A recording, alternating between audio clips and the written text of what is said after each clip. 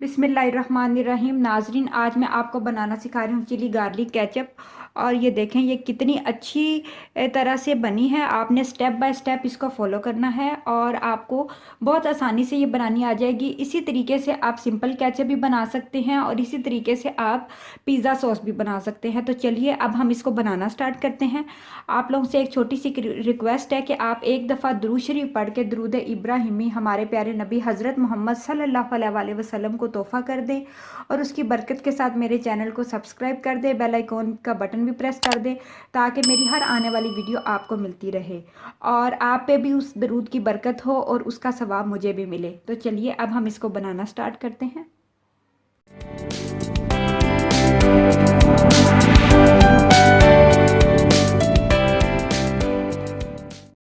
Chilli garlic ketchup के ingredients आप note कर लीजिए। तो 1 kg मैंने टमाटर लिए हैं। आपने टमाटर सॉफ्ट वाले लेने हैं, अच्छे रेड कलर के हों, ग्रीन कलर वाला कोई भी टमाटर हो तो उसको निकाल दीजिएगा। 2 दरमियाने साइज़ के मैंने प्याज लिए हैं और 1 फूल लहसुन का जिसको मैंने इस तरह से छील लिया है और 2 टेबलस्पून मेरे पास गार्लिक का मैंने छोटा छोटा क्यूब्स में काट लिया है, बिल्कुल छोटा छोटा, जो हम लास्ट में ऑयल में फ्राई करके इसके अंदर ऐड करेंगे। 6 टेबलस्पून मेरे पास चीनी है। 2 टेबलस्पून मेरे पास चिली फ्लेक्स हैं।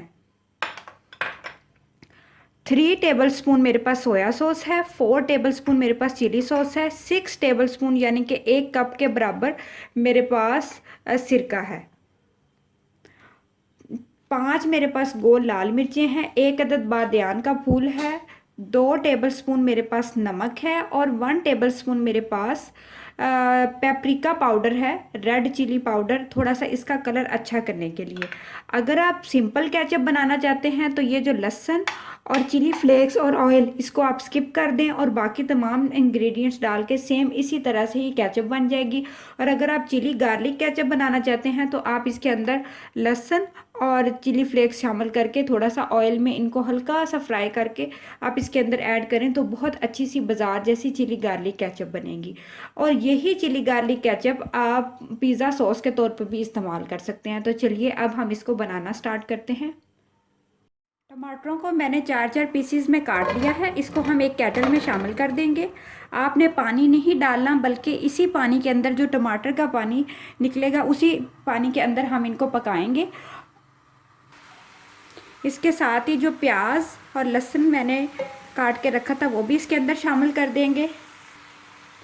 चीनी भी हम इसके साथ ही इसके अंदर शामिल कर देंगे। चीनी पहले डालने का फ़ायदा ये होगा कि जो टमाटरों का जो रेड कलर है ना वो ख़राब नहीं होगा। किसी भी सब्ज़ी में अगर आप थोड़ी सी चीनी डाल देंगे तो वो सब्ज़ी अपना कलर ख़राब नहीं होने देती।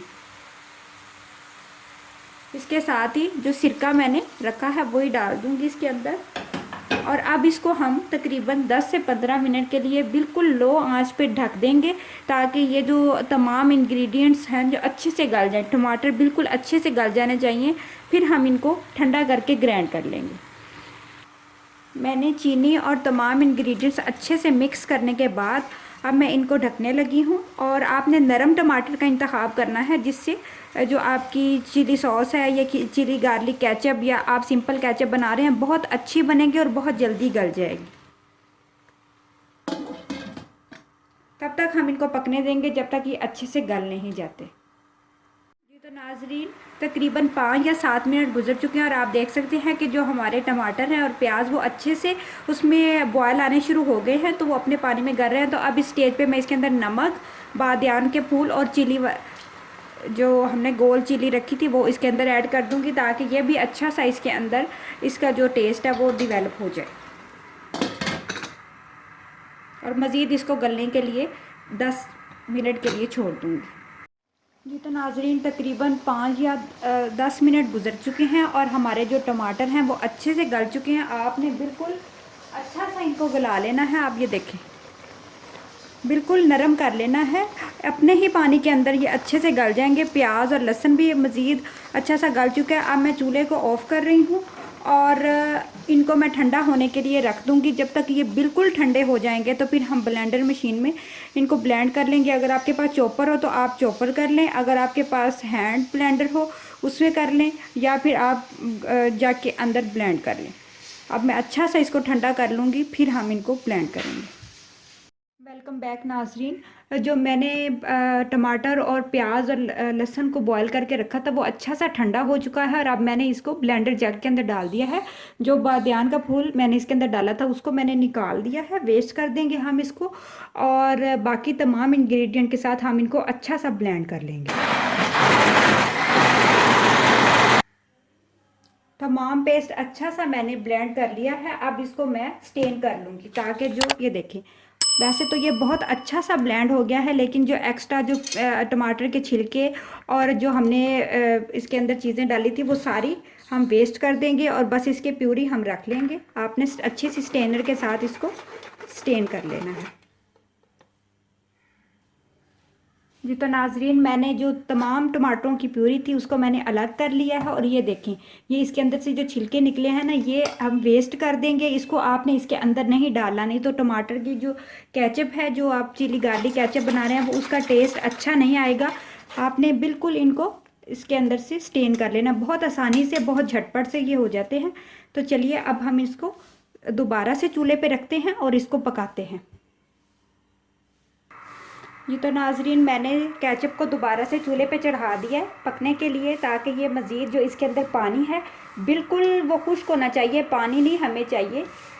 केचप का बिल्कुल टेस्ट जो है ना वो बाज़ार जैसा हम बनाएंगे, बल्कि बाज़ार से भी बहुत अच्छा टेस्ट आएगा, क्योंकि हमने इसके अंदर फ्रेश टमाटर्स डाले हैं। और ये मैं इसके अंदर चिली फ्लेक्स डाल रही हूँ, इस स्टेज पे चिली केचप डाल रही हूँ। इसका कलर भी बहुत खूबसूरत आता है और हमारे दिल को भी एक तसल्ली रहती है कि ये हमने घर में खुद अपने आंखों के सामने साफ़ सुथरे माहौल में और फ्रेश टमाटरों के साथ हमने इसको तैयार किया है। अब हम इसको पकने के लिए मज़ीद छोड़ देंगे, तब तक पकते रहेंगे जब तक इसके अंदर बबल्स बनने नहीं शुरू हो जाएंगे। और इसका एक छोटा सा जो है ना वो एक्सपेरिमेंट है लास्ट में, वो मैं आपको करके दिखाऊंगी कि ये अब बिल्कुल रेडी हो चुकी है। और ऑयल हम इसके अंदर तब ऐड करेंगे लास्ट पे, हल्का सा हम लहसुन को फ्राई करेंगे। जो हम बाज़ार में चिली गार्लिक केचप लाते हैं तो उसके अंदर छोटा छोटा लहसुन का जो पीस होता है ना, उन्होंने हल्का सा फ्राई करके डाला होता है ताकि वो टूटे ना और टेस्ट भी सॉफ्ट सा आए। तो फिर ऑयल और लहसुन डालने के बाद हम फ्लेम को ऑफ़ कर देंगे, फिर हमने मज़ीद इसको नहीं पकाना फुल, अब हम इसको पका लेंगे। जी तो नाजरीन, तकरीबन 15 या 20 मिनट लगातार मैंने इसको पकाया है फुल, कभी फुल आंच पे कभी मीडियम आंच पे, ताकि इसके अंदर जो पानी था वो मज़ीद बिल्कुल ख़त्म हो जाए। अब ये रेडी हो चुकी है और हम छोटा सा एक तजर्बा करते हैं। ये देखें, ये मैंने इसको प्लेट में डाला है और अब इसको मैं हिलाऊंगी। अगर तो इसमें से कतरे पानी के बाहर निकल आएँ तो अभी इसमें कसर है, आपने मज़ीद पका लेना। और अगर ये हम इधर से अगर गैप भी कर देना, फ़र्ज़ करें, और ये देखें ये एक ही जगह पे खड़ी है, तो इट्स मीन कि अभी इसमें पानी नहीं है, ये बिल्कुल रेडी हो चुकी है। 1-2 मिनट आप इसको मज़ीद पका लें ताकि बिल्कुल पानी नहीं होना चाहिए। अब इसको हम साइड पे करेंगे और लहसुन को हल्का सा फ्राई करके इसके अंदर ऐड कर दें। लहसुन को मैंने एक पैन के अंदर डाल दिया और तकरीबन 2 टेबल स्पून ही बस मैं इसके अंदर ऑयल डालूँगी, जिसमें ये हल्का सा फ्राई हो जाए। और आपने एक बात याद रखनी है, ऑयल डालने से जो हमारी केचप की या आपकी चिली गार्लिक केचप की जो मतलब डेट है ना वो आगे चली जाती है, यानी कि वो अच्छा रह जाता है, उसमें पानी नहीं रहता और वो ज़्यादा देर तक इस्तेमाल हो सकता है। तो आप अगर ऑलिव ऑयल भी डाल लें तो अच्छा है। हल्का सा मैं इसको फ्राई करूँगी, बिल्कुल गोल्डन नहीं होना चाहिए, अभी सोते ही हो तो हम इसको इसके अंदर ऐड कर देंगे। ये तो नाजरीन, लहसुन जो है हमारा हल्का सा फ्राई हो गया। अब मैं इसको इसके अंदर डाल दूंगी और चूल्हे को मैंने ऑफ कर दिया है और अब इसको मैं इसके अंदर मिक्स कर दूँ। ये अंदर गल भी जाएगा, अभी तक हमारी जो केचप है वो अच्छी सी गर्म है, तो अच्छा सा ये लहसुन जो है ना वो फ्राई होकर अच्छा सा गल भी जाएगा और इसका जो पीस है वो भी पूरा पूरा ही रहेगा। आप ज़रा चेक करें कितनी अच्छी सी हमारी ये जो चिली गार्लिक केचप रेडी हो गया। अब इसको ठंडा करेंगे और फिर हम इसको डिश आउट करेंगे। जी तो नाजरीन, आप देख सकते हैं कि हमारी मज़ेदार सी चिली गार्लिक केचप बिल्कुल रेडी हो चुकी है। आप ज़रा इसका कलर चेक करें और बहुत मज़े की है, मैंने टेस्ट करके देखी है। और सबसे अच्छी बात यह है कि घर के फ्लेवर से प्योर टमाटर से हमने इसको बनाया है। तो आपने इस रेसिपी को ज़रूर ट्राई करना है।